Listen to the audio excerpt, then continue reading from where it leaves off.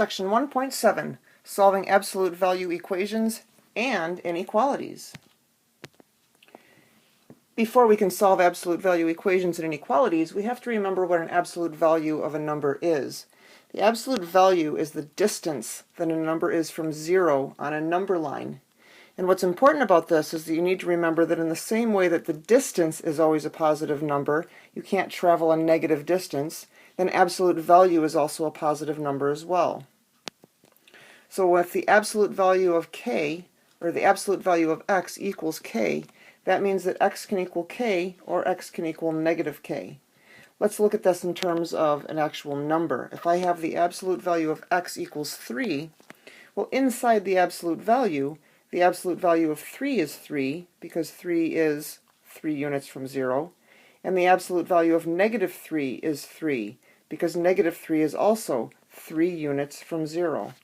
Therefore, x can equal 3 or x can be negative 3 because we've replaced these values with x. So when we're solving an absolute value equation, we need to remember that whatever's inside the absolute value, that ax plus b, can equal either c or it can equal negative c. So to solve an absolute value equation, you're going to always set up two equations. Whatever's inside the absolute value equals c and negative c. And then you need to make sure that you solve each equation. Don't just solve this original equation and then make your answer positive or negative, because you'll see in the next couple of examples that the answer is not usually plus or minus the same number. And then also we need to make sure that we check for extraneous solutions. Extraneous solutions are those solutions that appear to be solutions, but they don't actually work in the original equation.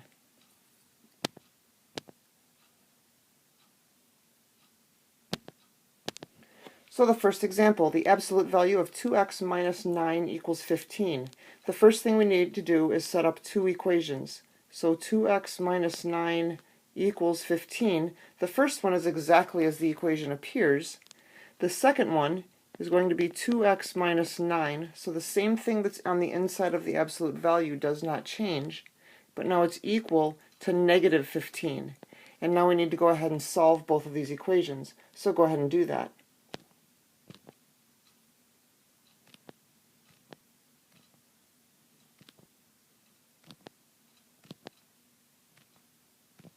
Now it appears that our solutions are x equals 12 and x equals negative 3.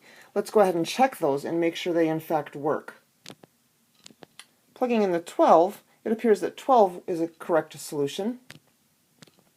And since the absolute value of negative 15 is also 15, then negative 3 is also a solution. Let's go ahead and do the second example. So we still need to set up two equations. So 4x plus 10 equals 6x. This is just a 4x here. And 4x plus 10 equals negative 6x. And now again, let's go ahead and solve both of these equations.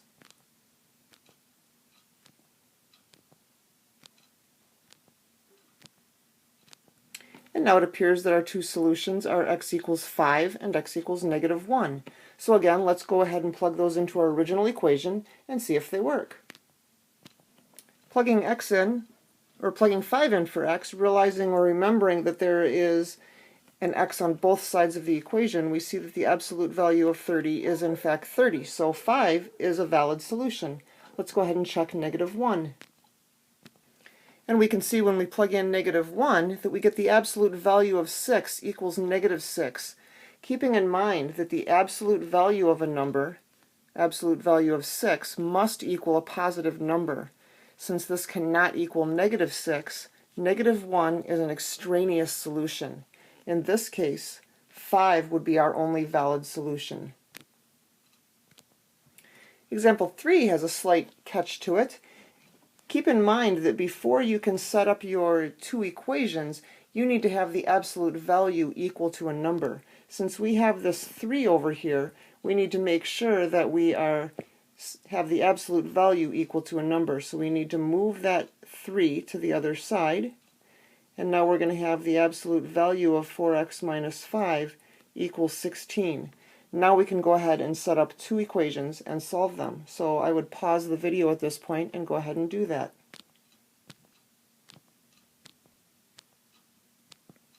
One of the solutions is x equals 21/4. If you prefer mixed numbers, you could write that as 5 1/4. And the other solution is x equals negative 11/4, which is also negative 2 3/4, again, if you prefer the fraction. One thing I also want to point out is these solutions are two distinct solutions. They're not plus and minus the same number. So make sure that you are actually solving two separate equations. And as I have run out of room on this problem, I have checked these solutions. You could, and I would advise you to, but both of these solutions are valid solutions. This one is similar to the last one in that, again, we need to get this absolute value part alone before we can set up our two equations. So in the same way that if this was just a 3x minus 6, the first thing we need to do is add the 6 to both sides. And then we still have this factor of 3 on the outside, and so again we need to divide both sides by the 3. You cannot multiply into an absolute value, so this can't become 10x plus 6. Instead, we have the absolute value of 5x plus 2 equals 12. And now we can go ahead and set up two equations and solve them. So again, if you could pause the video and solve these, that would be great. I did have a printing error, which I corrected. It's absolute value of 5x plus 2. And now go ahead and solve both of these.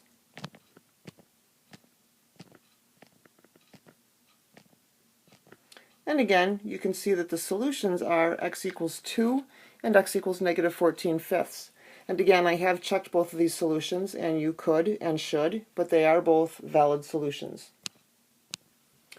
So let's look, for example, when we're dealing with absolute value inequalities. If I were to have something, say the absolute value of x is less than 2, if I look at this on a number line, what values could I plug in for x?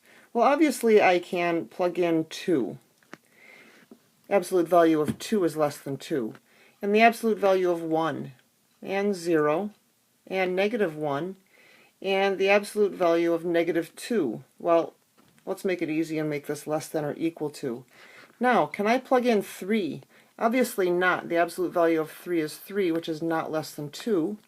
And the same with negative 3. The absolute value of negative 3 would be 3, and that's not less than 2. So you'll see that it has to be less than 2, and at the same time it has to be greater than negative 2. So this is going to help us figure out how to set up our two inequalities for an inequality absolute value. If it's an absolute value less than a number, you're going to set up ax plus b as less than c. So again, it's exactly as the original inequality appeared.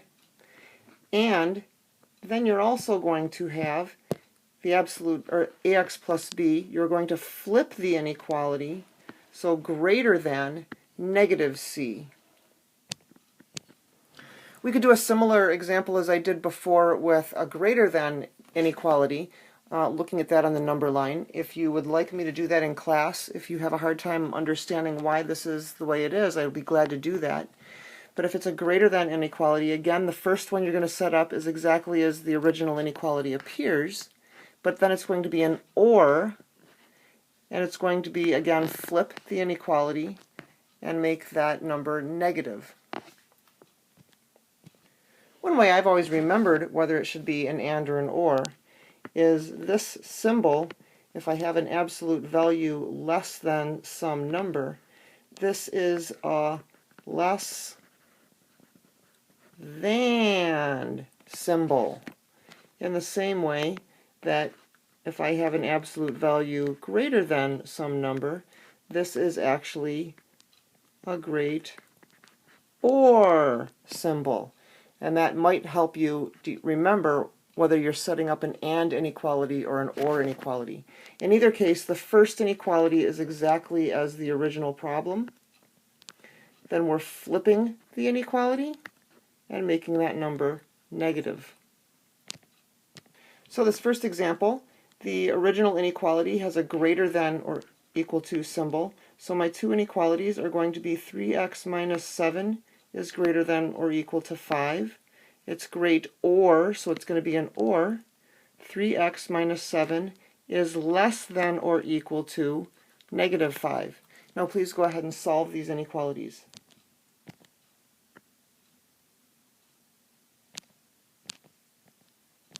So I'm going to get x is greater than 4 or x is less than 2/3. So now let's go ahead and graph these on the same number line.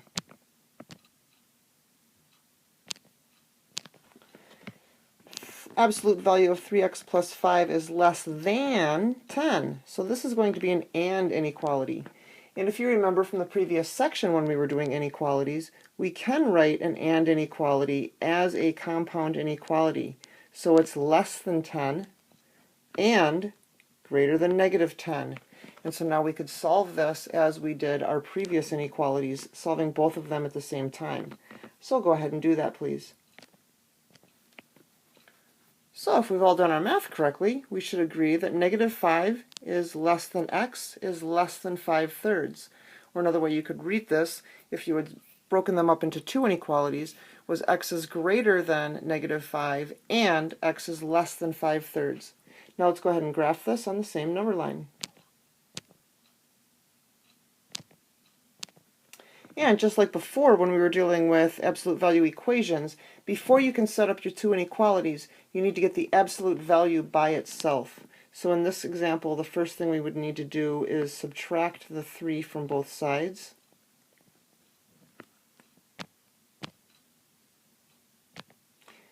And then we need to divide by the negative 2 on both sides. Now we need to be careful because we divided by a negative, which means we need to flip our inequality from being less than to greater than, and a negative divided by a negative is a positive. Now it's great or, so our two inequalities are going to be x minus 4 is greater than 5, or x minus 4 is less than negative 5. And go ahead and solve those. So now my solutions are x is greater than 9 or x is less than negative 1. So again, go ahead and graph this, please. A food manufacturer specifies that every family-sized box of cereal should have a net weight of 25 ounces with a tolerance of 1.2 ounces. So what this means for a tolerance means that every box of cereal should weigh 25 ounces, but tolerance means it can be 1.2 ounces more than that or 1.2 ounces less than that. If it's any more, then they're giving away too much free cereal, and if it's less than that, they might have too many customers that call in and complain that they're not getting enough of their product. So to write and solve an absolute value inequality that describes the acceptable net weights, well, we can actually solve this before we're starting. Cereal should weigh 25 ounces. It can be 1.2 ounces more than that. So it could weigh 26.2 ounces. Or it could weigh, 1.2 ounces less than that. So that would be 23.8 ounces. These would be the acceptable weights. Between 23.8 and 26.2 would be the solution. That's what each box of cereal should weigh. Now we need to be able to write an absolute value inequality for that.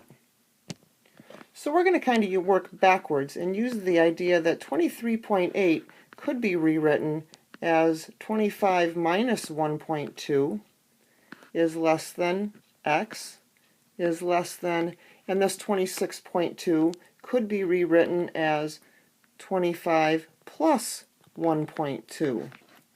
Now if we notice, what's exactly the same on the left and the right? Well, both sides have this positive 25. We can't say that it's the 1.2 because on the left it's a negative 1.2 and on the right it's a positive 1.2. So now we're going to use this idea and solve this equation to get everything in the middle. We're going to subtract 25 from all three sides. Now we have negative 1.2 is less than x minus 25 is less than or equal to a positive 1.2. And from here we can jump right into our absolute value. The absolute value of x minus 25 is less than 1.2. And this would be working backwards to get to the inequality equation that we had to write. This was our solution. And the last problem, you found that your new winter coat is comfy to wear when the temperature is between 10 and 42 degrees. So your coat is comfortable in this range of temperatures. Again, we need to define our variable.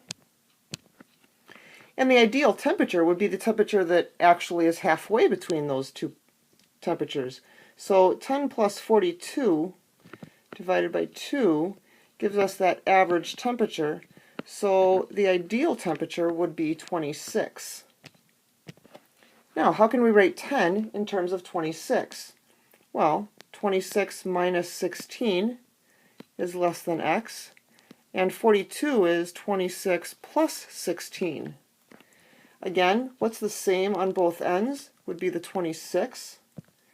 So if I subtract that from all three parts, we're going to get negative 16 is less than x minus 26 is less than or equal to 16. And I can then jump right into my absolute value equation. X minus 26, the absolute value of that, is less than or equal to 16. I realize this video was rather long. I apologize for that. If you have any questions or comments, please, especially if you don't understand the tolerance or setting up the and or absolute value inequalities, please make sure that you ask questions. Also, don't forget the notes check. And thank you very much.